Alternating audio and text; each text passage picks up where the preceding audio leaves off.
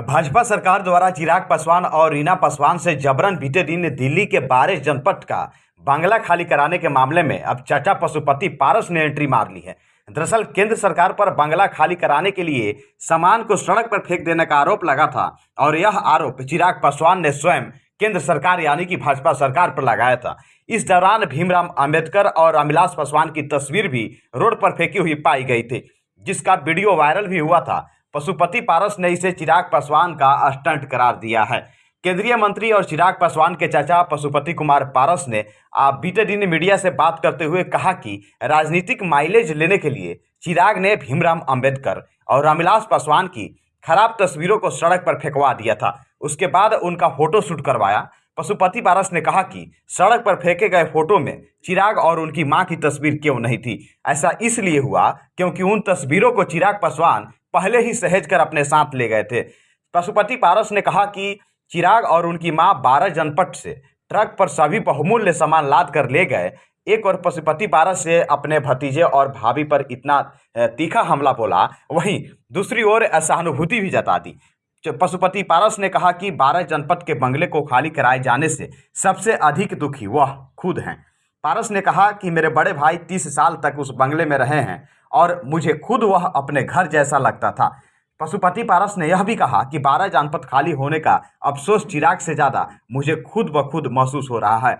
पशुपति पारस ने यहाँ तक कहा कि मैं तो बड़े साहब यानी स्वर्गीय रामविलास पासवान को भगवान मानता हूँ। मेरे घर में बड़े साहब की तस्वीर लगी हुई है, उनकी पूजा किए बगैर मैं खाना नहीं खाता हूँ। पारस ने यह भी कहा कि मैंने पासवान जी का पैर दबाया है और जूठा बर्तन तक धोया है। स्वर्गीय पासवान जी की जितनी सेवा हमने की है उतना न तो चिराग पासवान और न ही उनकी दूसरी पत्नी ने किया है। पशुपति पारस ने कहा कि चिराग पासवान को अपनी हैसियत का अंदाजा हो गया है। तारापुर उपचुनाव में चिराग के प्रत्याशी को मात्र 5200 वोट मिला, जबकि तारापुर जमुई लोकसभा क्षेत्र में आता है जहां से चिराग सांसद हैं। पारस ने कहा कि जो व्यक्ति अपने क्षेत्र के मतदाताओं को प्रभावित नहीं कर पाया वह बिहार और देश में क्या करेगा।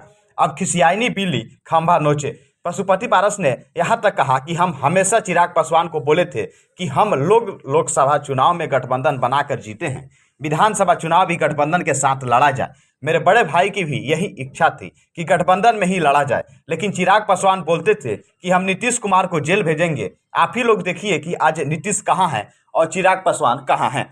पशुपति पारस ने यह भी कहा कि अब पॉलिटिकल माइलेज लेने के लिए स्वर्गीय रामविलास पासवान, भीमराव अंबेडकर और प्रधानमंत्री की तस्वीर चिराग पासवान ने सड़क पर फेंकवा दिया। मुझे इससे बहुत दुख हुआ है। मैं आडंबर नहीं करता।